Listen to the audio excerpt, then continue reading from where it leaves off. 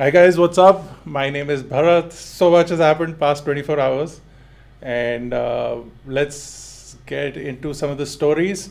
I hope you guys are having a great day today, and I hope the stream is fine and the audio is fine, and you're all getting the audio. If you are not, quickly comment in the chat that you're not getting the audio. Quickly. If you are, then say you're getting the audio. Getting the audio. Hi Fahd. Hi Ayush. Hi Suraj. Hi Gaurav.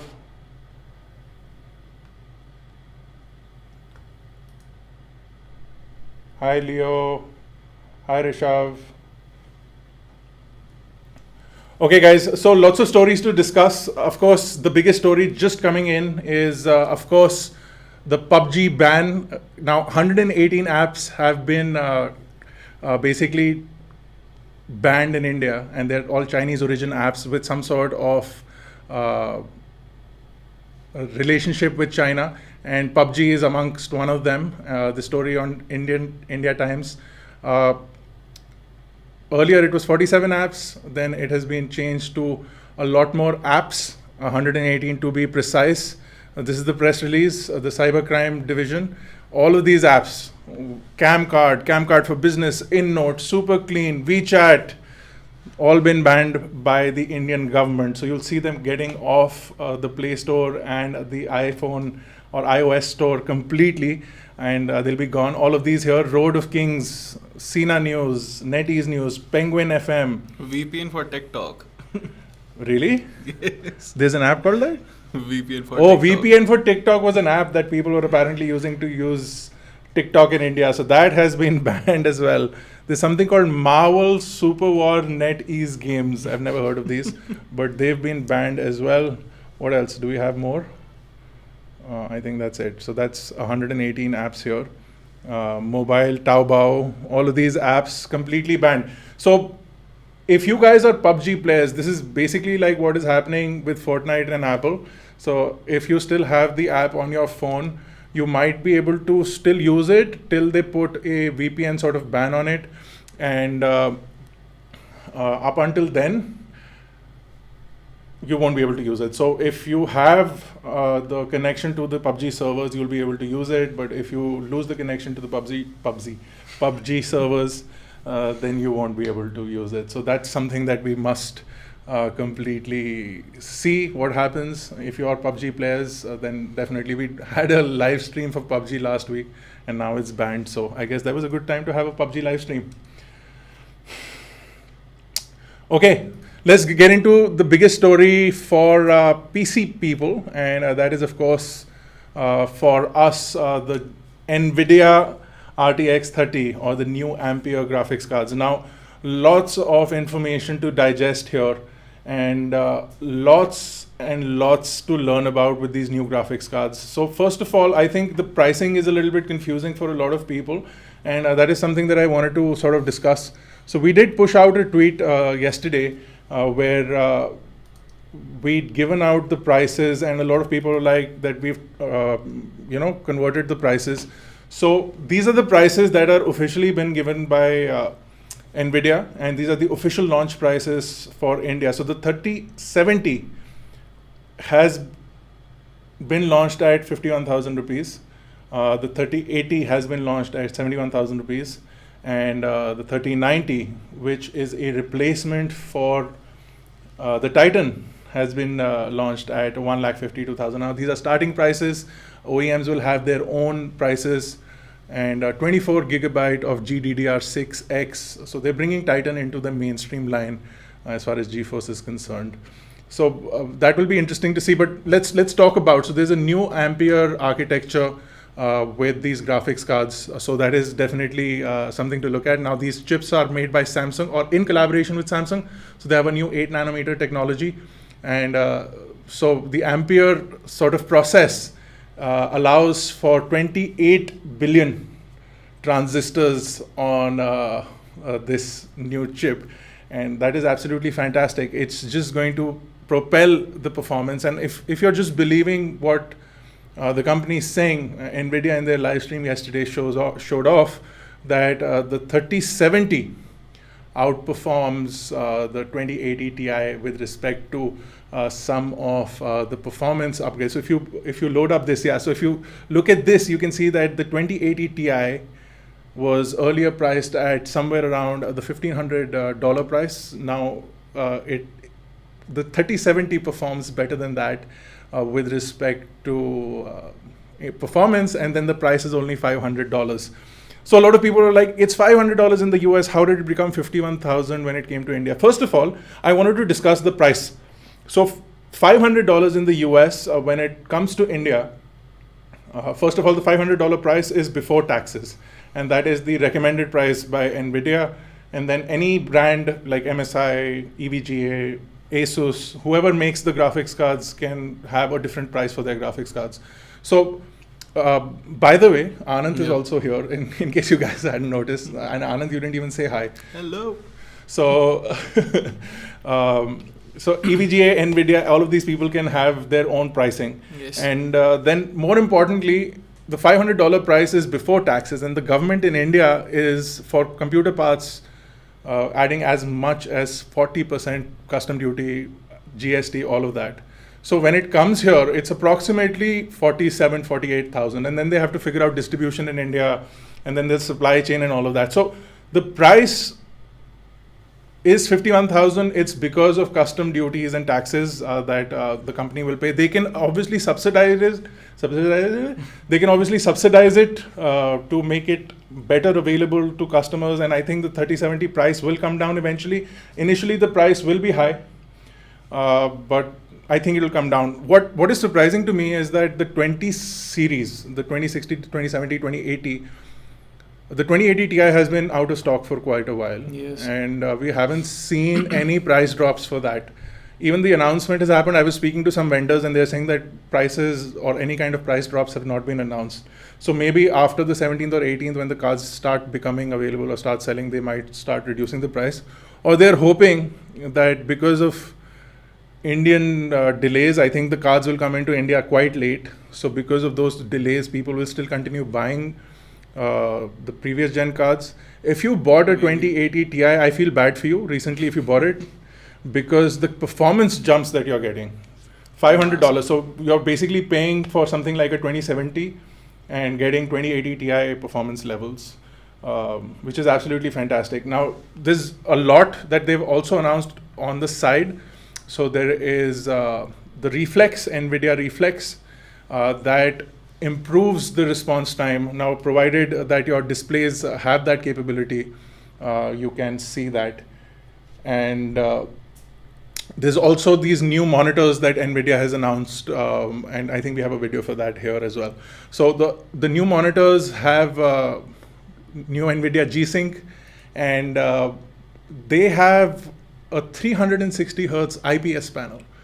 So very minimal difference, and I think Linus already did a video on a monitor, I think from Asus, which is a 360 hertz IPS panel, which will support the new G-Sync. So what is happening is that there's only a minimal difference, and a lot of guys that they tested with couldn't tell the difference, and those were gamers. So what I'm seeing is that even though these will be available and they will be a lot more in terms of price in India, in the US they've been priced at $200 more. When by the time they come to India, they'll be like 15,000-20,000 more. So I think only like professionals, people who are playing with these kind of graphics cards, at least if you're in the range of buying the 3090, which by the way is not designed to be a graphics card. The 3090 has it's basically a drop-in replacement for the Titan RX, and the 3090 has 24 gigabyte of GDDR6X and has crazy amounts of performance, and it supports 8K 60 gaming, and I think we have a slide for that as well. So if you just look at the specs, so if you look at what the Titan RX was priced at, it was priced at about 250,000 when it launched in India. So in comparison to that, the 3090 is priced at only 1,50,000. So with respect to performance, you get 50% improvement, but with respect to price, you get about a 1 lakh rupee price drop if you compare it to the Titan RX. So if you're somebody who was in the level, you are doing some professional cinema work, and you're using a Titan RX, and you would like to upgrade, the 3090 then becomes your expected upgrade for something like this. SLI, good point, Ahmed. SLI support is not there in the 3070, the 3080, but the 3090 does have SLI support. Again, for that level, if you are adding more graphics cards, if you're doing renders and those kind of things, SLI will be supported on the 3090, and possibly when OEMs start pushing out their cards, they might put SLI in it. So for now, this is what has happened. Another thing that NVIDIA announced was NVIDIA Broadcast, and that's this really cool streaming utility. And the demo shows this guy sitting in front of his wife who's using a hairdryer, and they basically brought NVIDIA RTX audio to now broadcast, so they can individually disable audio in the background, and then you can also disable the background itself. You can blur out the background, you can add a different background behind you, or you can just basically crop yourself out and put yourself in front of the gameplay. So this is the demo of where his wife or his girlfriend, whoever it is, has come into the frame, and she's using a hairdryer, and they show that he's not hearing anything, or you're not hearing anything because he's canceling out the audio. And then he blurs out the background, you can see that as well. So all of that in this new software for people who are streaming, for gamers, for all the people who are using these kind of apps. If you buy some of these cards, plus this software will work with previous generation cards as well, which is absolutely fantastic. Yes, broadcast really will cool. be broadcast will work on first gen cards, Souvik, which is what I'm hearing. Again, we'll know more information when all of these things release. Phase X, yes, it is RTX voice. They've moved it now to this. So lots of excitement with NVIDIA cards. We're trying to get our hands on. Nobody anywhere in the world has these cards as far as reviews are concerned right now. So we are trying to get these cards in. We want to test them, all of them, at least for the 3080 is something that is going to be the flagship gaming card. The 3070 will become the entry level for now until a 3060 possibly comes out. Availability on these is that they'll start with the 3080.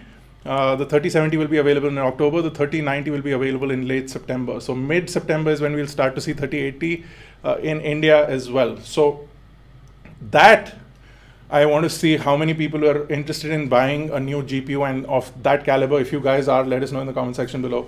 And of course, we'll try and get our tests and all of those things done. OnePlus is the next big story for us. So OnePlus's Clover handset is something that has leaked or is expected to leak, and this will bring OnePlus down into the 10,000, 12,000 rupee category. This is going to be crazy. So it's going to start competing with, what are we saying, Xiaomi? Yes. The Realmes of the world. So isn't Realme already like Oppo? Isn't Oppo already OnePlus? And then isn't the whole thing the same thing? So the Clover handsets will be like 14,000 bucks if they launch in India. Oh, I can't say bucks because people get triggered. So 14,000 rupees. Whenever they launch. Would you guys want a budget device from OnePlus? Wouldn't it ruin the name of OnePlus as a brand? So right now people are looking at OnePlus. Already the nod has sort of triggered a lot of people. Mm. So when you look at OnePlus, you're looking at the OnePlus 8, you're looking at the Yes. OnePlus 8 Pro, and then you're It saying has that always been, a premium. flagship killer. So Yeah. So then you're suddenly looking at this device which will have a 720p display. And we got triggered by the Moto phone, which had a 720p Yes. display. So this will have a Snapdragon 460. This will have 18 watts of fast charging, yay, and a 6,000 milliamp hour battery, and a 3.5mm headphone jack. But 460 and 720p display. Would you guys bought it? Bought it? What? Would you guys buy it? What's wrong with me? I don't know. I don't think people will get this device, especially in India. I don't know if they're going to launch it in India, if it's only a Chinese device. But if it does launch in India, it should be definitely priced under 10,000 rupees. Otherwise, there's no point. But I think it will be an interesting phone. I mean, for the people who are looking for it. yeah, so for people who are looking for a phone under 10,000 rupees, OnePlus, getting the OnePlus name, something that is definitely exciting. But for people who own OnePlus, I think that sort of brings it a little, or I don't know if it does. I don't know. Like, I don't know what my mindset. I wouldn't be upset if I had a OnePlus 8 and then OnePlus made a phone available for 10,000 rupees. But if there are any OnePlus 8 owners or OnePlus 7T owners, would you like to see a 10,000 rupee OnePlus device? Do you think that OnePlus should launch a phone with a 720p display? I don't think they've ever had a 720p display. None of their phones, even the first. Not even the first one. That was a full HD, I think. I'm not sure. So would you like that? Would you like to see OnePlus come down, even if it's called the OnePlus Clover or Clover or whatever they're calling it? What is Clover? Is it long? Clove is long. So what is Clover? Clover Clover is that leaf which you. Is it from the same plant that long comes from? Does anybody know? Bata do bhai. Okay, so I don't know. Like, it'll be exciting to see something new. At least from it shows that the company is trying to get into much broader markets. OnePlus, even though it has been popular in India, it still belongs to a very small segment of people who want not the flagship Android phone, but something more affordable. Even though their prices have been going up, if you compare it to what Samsung has launched, like for 1 lakh rupees, if you want to buy that Note 20 Ultra, OnePlus for half the price makes more sense. Makes more sense for a lot of people. So that market does belong. But I think by bringing the Nord and then by bringing something 10,000-12,000 rupees, they'll get into a massively larger market. And if they can continue to provide good hardware, I think, like with respect to like their build, Yes. software, like their support is okay. Oxygen OS is great. So if The they community is also great. community is fantastic. But then which is what I'm saying, that then when you bring a much larger audience into that community. So right now you have, okay, maybe 1 million people, and that community, out of those 1 million people, 200,000 people are in the community, and that community is full of enthusiasts and people who are excited about the OnePlus. And then suddenly you bring in the masses. Then do they join the community? Are they not interested in the community? Are they interested in the community? What will happen when 5 million people suddenly are on OnePlus forum saying whatever the hell they want? Will that confuse everyone? I'm not sure. So we'll have to see. Long, not elaichi. So it is long. Unless this guy is also Who said wrong. elaichi? Somebody first said elaichi, then he's like, sorry, long, not elaichi. Okay. Okay. Cool. So we've got that. Now we know that Apple is working on a new iPad. We know that we've seen reports for a new iPad, and John Prosser had put out this information on August 13th that Apple Watch and iPad event will happen on September 7th. We already know from Apple's own, what do you call it? Investor call. I think it's called financial earnings call, it's called. So from their own earnings call, we know that Apple has pushed the iPhone launch to October. Yeah. So we're seeing now something along the lines of this, where there'll be an event or a press release, not an event. There'll be a press release sent out saying that we've updated the Apple Watch and we've updated the iPad. It probably will not be iPad Pro update, it'll be an iPad update, and the iPad will now look like the iPad Pro. That's what the expectations are with respect to what we are going to see. And then on September 8th, he's already pushed this out, saying that between 9 a.m. and 12 a.m. Eastern Standard Time, or p.m., 12 p.m. Eastern Standard Time, on September 8th in the US, the Apple website will get an update, which they'll say that the store is down, we're updating, and then suddenly you'll have new things on the store available to buy. So this will be exciting. Again, so the iPad right now starts for as low as $300 in the US. It's quite cheap in India as well. And it's actually cheaper than buying this keyboard case for the iPad Yeah, it Pro. cost, I guess, 28,000 rupees For the entry level one? for the 7th generation one. So we can check right now on Apple's website. Luckily, you can now go to the Apple website in India. and see the prices for everything, which is a good thing. Yes, I would like to go to India. iPad. So basic iPad, not mini, not Air. So it starts at 27,900. No, I don't see the price. Usually the price is up top. I don't see the price. Anyway, so it starts at somewhere around 27,000 rupees. This case is around 30,000 rupees. So, so if you want the keyboard case, you can get the iPad. Anyway, I digress. But new iPads will definitely be something that people will be excited about, especially if they get these wide displays and less bezels and Face ID. All of those things will be exciting. I'm not sure if they'll put Face ID, but definitely something that we'll be excited to look at, especially. So new iPads, new Apple Watch.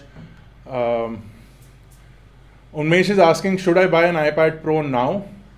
Well, it's kind of difficult to guess whether or not you should buy an iPad Pro now. We're not sure if new iPad Pros will come out, but we are sure that new iPads will come out. It says 29,999. Dharya, thank you for that price. I couldn't find it. Not that I looked properly, but 29,990 for the 32 gigabyte variant. So 30,000, almost the same as the keyboard case. Yeah. So So I guess they recently bumped up the prices because of the GST. yeah, so that obviously happened, Yeah. and obviously the keyboard came in the new GST bracket only. But still, so what we're looking at is newer core iPads, and then possibly iPad Pros as well. So if you are holding out for so long, I guess just hold out for at least a couple of weeks, and you will have your answer whether you should buy an iPad Pro now or not. So because if they don't announce it now, it's going to happen at a much later event, possibly January or February. So we'll wait for that. What else, guys? What else are we discussing? More information on 5G iPhones. Now 5G iPhones, not as many as people were expecting. So not all models. Again, something that I had already said, I think in our first episode of Tech So Far was that the iPhone 12 Pro and the 12 Pro Max, I think will be the 5G only ones. phones which will have 5G. And this is confirmed now, or at least this is what Min-Chi Kuo is saying, that we are getting fewer super fast 5G iPhones than expected. The sub 6 gigahertz 5G will be relatively widely available, which is what will work in India. So excited to look for that, I guess. I'm not sure if it'll make any sense for India. We're not anywhere close to 5G anyway. I think by the time iPhone 13s will be out. But the benefit of iPhone 12s having 5G today, or the Pros having 5G today, is that when next year the iPhone 13 launches and the iPhone 12, the price drops, and when people are excited to buy and 5G is available, then the iPhone 12 will have 5G, or the Pro will have 5G. Yeah. So when they launch the phone for like 1 lakh, maybe like 2 lakhs this year, so when they launch the new iPhone 12 Pros for 2 lakhs, when everyone will be selling all their body parts, not just one of their favorite body parts. They'll be selling all their body parts, eyes, nose, everything. They will buy the iPhone 12 when the iPhone 13 comes out, and the iPhone 12 Pro will have 5G. So that means that you'll still have future support, which is something that became very interesting when the Apple did the eSIM thing, right? Yes. So they had phones with eSIM for at least a year before eSIM was activated by Airtel and Jio in India. And then when they said, okay, eSIM is available, newer iPhones were out, and then the first generation iPhones already had the eSIM support.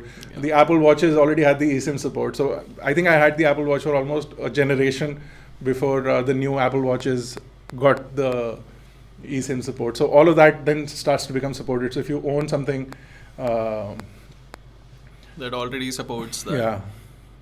So millimeter wave will also be supported, Shreyas. They've already said that.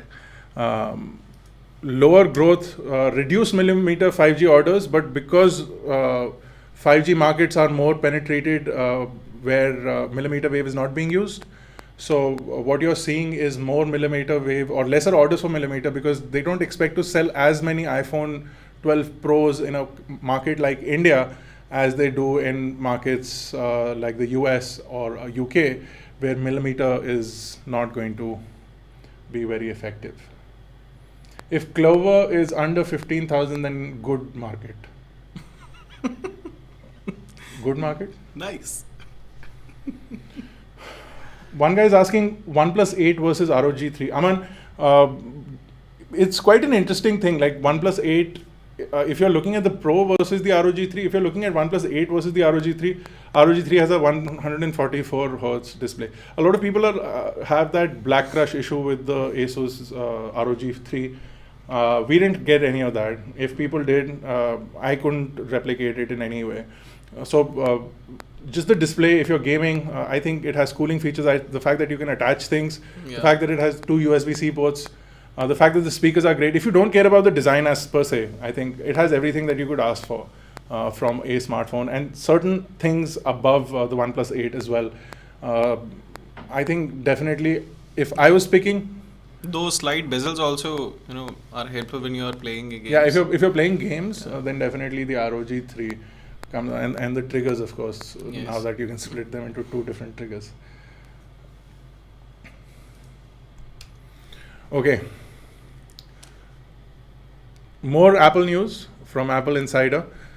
Future Taptic Engine may extrude to part of an iPhone case. So the Taptic Engine is something that Apple has really led with for a while. It allows for really enhanced vibrations on Apple devices. It works with the touchpad or the trackpad on MacBooks. It works on iPhones. What they're trying to say is that it'll now be a part of the external casing of devices. So on this sort of patent filing, you can see that a part of the MacBook has this portion which will be available as taptic feedback. And then on the iPhone, where you hold the phone from, which is where the taptic feedback will be. This will be interesting to see how and if this gets activated, because right now you feel it in the entire device. Yes. And it makes you feel like you're not touching a specific region. Will this allow you to get more precise feedback? Possibly something that Apple has been testing and has filed a patent for it clearly, so there is something going on over there. It's been interesting to see how they've developed these haptics right now, because so if you guys have used an iPhone, if you scroll through like a menu online, right, like if you select a date, or simply if you're setting an alarm. Yeah, so you're scrolling through time, right? Yeah. So if you have that scroll wheel thing, when you swipe up, it actually feels like a scroll wheel. Yes. It really feels like you have something physical that has a mechanical mechanism in there, and it goes. Trrr. Also, the sounds they use. Yeah, the sounds they use. It's very satisfying. I can replicate it. That's the benefit of. Can I replicate it? How will they hear it? Will they hear it? Yes. Okay, let's try. Yeah. Oh, so satisfying.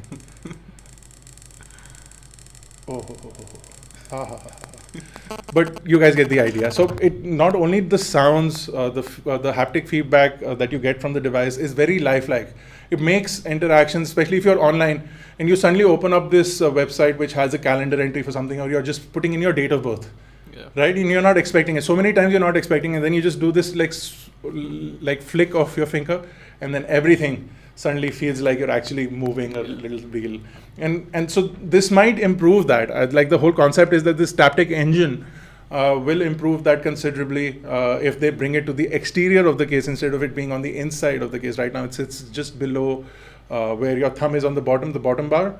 On the iPhone, at least, it sits somewhere here, where without now on, for example, the iPhone 12, it sits behind the screen. Not the iPhone 12. On the iPhone 11. I do not have the iPhone 12.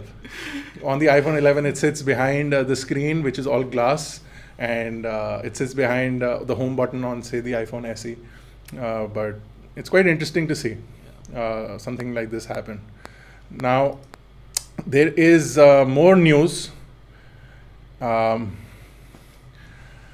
Xiaomi has already shown off its under display camera, and we've seen this quite a lot of times in leaks from Samsung. It's most likely a Samsung display, because Samsung was one of the first people to show off this technology. It could be one of their own vendors that they were working with for foldable phones. I'm not sure if that is mentioned. I've just gone through this. The way the pixels have been shown appears to be a Samsung layout, and they're talking about They haven't spoken about whether it's OLED or LCD as well. So they haven't mentioned that in this. So it'll be very, very exciting to have the cameras disappear. It's something that I've actually spoken about. It's something that we've actually written about when we're still writing stuff on iGyan. This is this whole story where we said that it'll be cool if you could have the camera sit behind the camera app icon, Yes. right? And then you tap on it and then it suddenly becomes visible. The icon goes away and then the camera becomes visible. That'll be because the display will then dim out in that area locally. The pixels will rearrange and the camera will be able to see through the display and it'll be visible. And that's what is exciting to see. It'll be really interesting to see something like this happen. And if that happens, then you get a more immersive display. Then you get a full display. Your whole phone is visible. You don't have any cutouts when you're not using the camera. If you're gaming, if you're watching videos, you don't have that hole. You don't have a notch. You don't have anything. Exactly. And that allows you to perfectly disguise the camera. It'll hide, even though there might be a small little like this thing, like this. I guess you can also see in some phones. You can also see the fingerprint sensor, which is Yeah. under the. So it'll be similar to that. in some harsh light or Yeah. So some environment. in certain lights, you'll be able to see the sensor or the cutout for the sensor, at least the black cutout. But this will, because it has no physical backing. Most displays have this silver reflective Yes. backing that allows them to really shine through. So this will still have some display on it. It will not be as vibrant as, say, a regular display. So you might be able to see through it when the screen is fully bright. But at least it'll hide the camera. Yeah. And in most cases, you won't notice it there. So I think that'll be something interesting to see as well. YouTube is testing picture-in-picture for iOS. We've seen it on iPads. It works really well. And now that iOS 14 will bring picture-in-picture for Safari, and YouTube Premium will stop being utilized by a lot of people who own iPhones, because you'll just go to Safari, open a YouTube video, and then just come back out and it'll still work. So that is something that YouTube is working on apparently now. So they'll have picture-in-picture from the app supported, I think, without charging for premium. It works on the iPad OS. We have a beta version. It works really well on that. So on the iPad. So I'm thinking that they might bring it to the iOS app as well. What do you think? They can. I think they are going to limit it to the premium only. Otherwise, I mean, who will use the premium? there are other reasons for using the premium app, like no ads. Yeah. Yeah. But they already, I guess, they give a feature where you can, play the music in the background, and that is only available in the premium app. So this is somewhat the. No, but same. this is not playing music in the background. This is just playing videos. So maybe if you turn off the screen, then everything will stop. So this is just halfway there, not fully there. So if you're working out or something where you don't need your screen and you turn it off, then the video will stop. It won't continue running the video. It's just if you come out of the app and are basically browsing other things, then it'll happen. Okay, let's move on to the last story, I think, for today. And that is China sees no reason to keep iPhones if WeChat is banned. So India has banned WeChat. US is also planning on banning WeChat. And if the US bans WeChat, then Apple will have to remove it from the Apple App Store globally. Yes. And that is something that will push a lot of Chinese iPhone users to stop using an iPhone, because WeChat is basically their everything. So WeChat is their WhatsApp, WeChat is their Facebook, WeChat is their Instagram, WeChat is their marketplace, WeChat is their Paytm. WeChat is their life. WeChat is their life. So they buy things, they sell things, they pay for things, everything from WeChat. If you go to if you've ever been to the Chinese mainland, and which we have before all of this drama happened, and tensions on the border and all of those things happened, we're looking at things that will make it very difficult for people to. Let's disable the screen. So we will definitely look at something that will make people ditch iPhones and go to places where WeChat works, and then if WeChat is already installed on your iPhone, like it is in certain cases with Fortnite, if Fortnite is already installed, so those iPhones will probably sell for black for higher prices. But for most iPhones, new sales will stop because if you can't use WeChat in China, and China is a massive market for Apple. For iPhone, yeah. It's one of the biggest markets for Apple, and if iPhone sales stop there, then they'll lose a big chunk of money, which probably won't bother them because they're still making a lot of money. And they're really focusing their efforts in India, and India is becoming a big market for Apple as well. So India has already banned lots of apps. Like we said, PUBG is now banned. That means that newer updates of PUBG can only come through the in-app updates that they push out sometimes. Yes. If you don't have PUBG on your phone, you can't download it.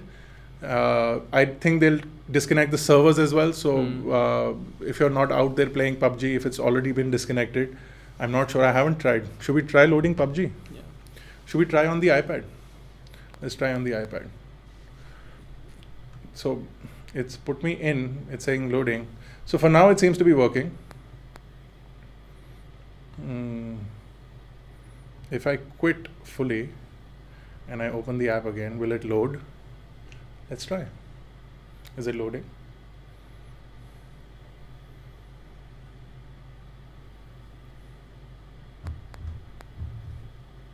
So for now, it seems that it is connected to the server, but it is connecting to the server, but we are not sure if that will continue to happen. They probably removed it from the App Store, and if it's been banned in India, then we might see a lot of people getting upset about it because PUBG is one of the biggest games. PUBG Mobile is one of the biggest games in India. Well, that's it, guys. Mesh routers, Gaurav, I think are fantastic. We use mesh routers. That's it for the news. Let's take some questions, and which is why I'm coming back to this. So let's if you have any questions, drop them in the chat now. Now is the time. Let's talk about mesh routers. We have a full mesh system. In fact, we have 3 different Wi-Fi's running here, and all of them are on mesh systems, and they work fantastic. We have an ASUS mesh. We have a Tenda mesh. ASUS is, I think, more reliable. It's got a really nice like operating system, and you have a really nice UI to control everything. ASUS's app is fantastic. It lets you control individual routers and reboot them or whatever. So I love the ASUS mesh router system. So if you're looking for something, don't go for any of these new ones. They don't work really well. I forget. There is something from my TP-Link. TP-Link is also fine, but like there are these new Velop, Linksys Velop. They suck. They are the worst. I know so many people who've bought them thinking that they're really nice, and they're super expensive. They're like $30,000 a piece, and you need like 3 of them to create a mesh. So you're spending like 90,000, and it's literal garbage. And also Google Wi-Fi doesn't work well in India as well, and it's limited to 1 gigabit. It's not even 1 gigabit. I think it's limited to 100 megabits. I tried Google Wi-Fi routers, those three that you get. I think it's just called Google Wi-Fi. Let me Google it again. Let me Google it to see what that hardware is called. Is it called Google Wi-Fi? I guess. It's called something else. What is it called? Google Wi-Fi system. Okay, yeah. So this costs in India 40,000 rupees. 40,000 rupees for Google Wi-Fi, and it's got limited range. It keeps disconnecting, and also it's constantly looking at what you're searching. Google is notorious for that. So whatever you use on your router, Google has that information, and they know that you were looking at porn last night, even though it's banned in India. So good mesh systems for around 10K for a 3 BHK. Like I said, Tenda has this really nice mesh system, Dhruv. Again, I can go look it up. It's called MW3, I think. It's around 10K. Yeah, it's the MW3. You can get a 2-pack for about 5,888. So you can get a 3-pack for less, or you can get 2 2-packs and get 4 routers all over your house. This one is limited in terms of speed. This is limited to, I think, 100 Mbps, but I could be completely wrong.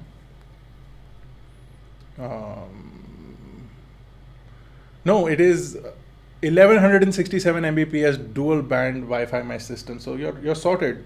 You can definitely go check it out. Lots of Asus mesh models are available. Please Be specific. No. You go check out their website, and there are like hundreds of them.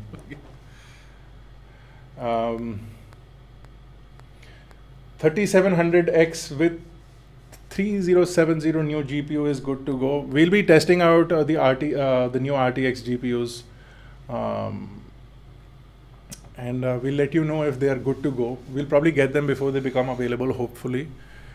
So you'll have ample time to look at our reviews and figure out whether or not you want them. From what it looks like in the specs department, it looks like they're fantastic graphics cards, especially if the 3070 beats the 2080 Ti in terms of performance.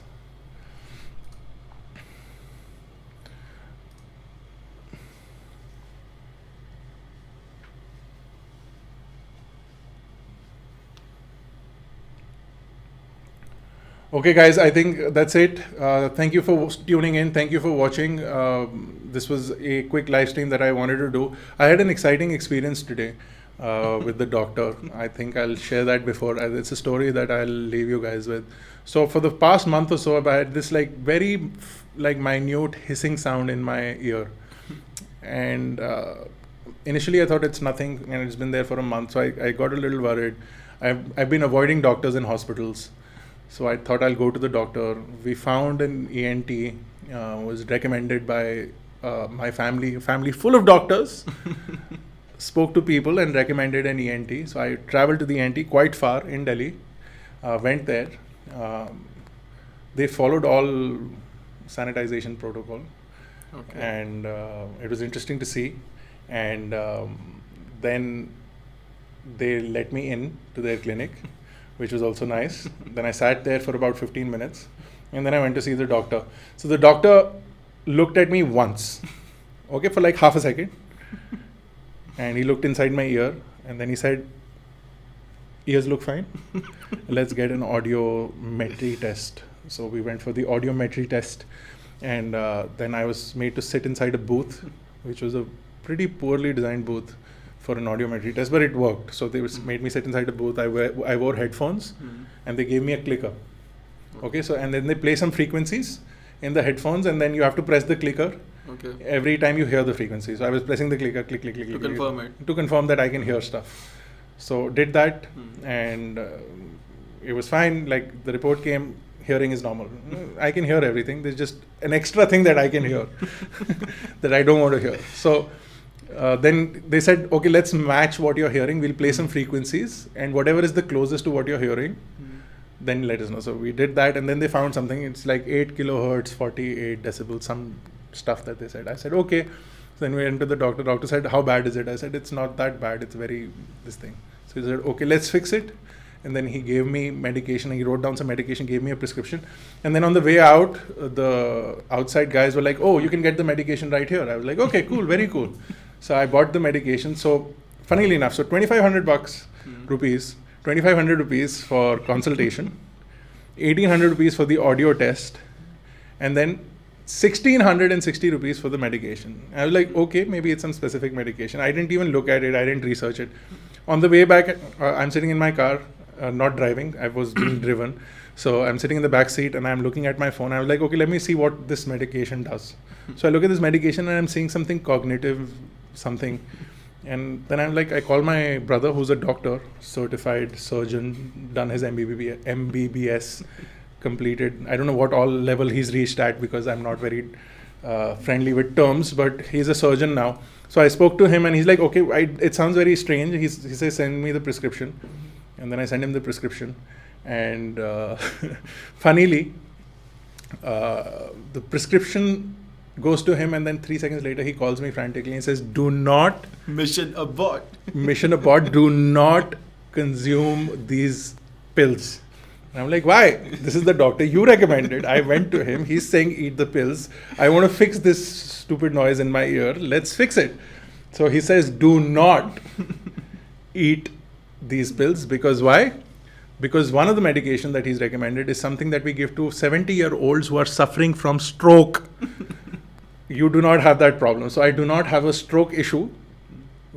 So I should not be eating that medication. And then the second medication is an anti-anxiety, and I do not have anxiety. So those two things were given to me, I think, mostly to relax me from thinking about this thing that's in my ear, which according to the test and according to what I found out then later on will eventually go away. It's just some minor thing that has happened and it'll eventually go away. So like he just gave me some random medication, and that really pisses me off about things and the way things work in India. And I think that really, really needs to change. We keep talking about things that are happening. We keep talking about what is great and what is amazing about India, and which is good. It's good to talk about things that are great and amazing. But I think at a certain level, the fact that we can't trust anyone, the fact that you cannot, like I've never been confident enough to go to a person and take him at his word. Yeah. And that is really disappointing because everyone is out to get you. So we managed to return the medicines. Of course, we didn't manage to return the consultancy. So we took the consultancy, we paid for the consultancy, we managed to return the medication. So we got some money back. But it's quite sad and disappointing. And my family is like, it's okay. Don't think about it too much. I think it'll get fixed. So the fact is that A, I think let's not jump to conclusions. B, let's become more transparent about what we are doing, because like a lot of people don't want to question things, because like you go to a doctor, oh, he's a specialist. So if a doctor is saying something, it must be right. And there's no transparency. The doctor is not explaining why he's doing something. He's not telling you why he's doing this a certain way. He's just saying, take this medication and go. And the minute you stop questioning things and start, it could be something that you can get addicted to. What if that medicine is something like, in the US, the biggest opioid crisis has been caused by doctors prescribing opioids to people who are suffering from pain. So instead of giving them Combiflams and paracetamols, they were giving them strong opioids, and now there is a massive opioid addiction all over the US because pharma companies pushed opioids onto people, and now people are stuck. Like they have cravings for opioids like they do for like other drugs, where they get like really crazy if they don't get opioids in the system, which is why heroin and fentanyl have become such a problem in the US. Anyway, lots of conclusions to this video. Hopefully you enjoyed the stream. Hopefully you enjoyed the tech talk and that little story at the end. If you did, smash the like button, and I'll see you guys in the next live stream and the next video, which should be coming up in about half an hour. So hit the subscribe button, a new video coming out shortly. Thank you guys. I'll see you in the next one. Goodbye.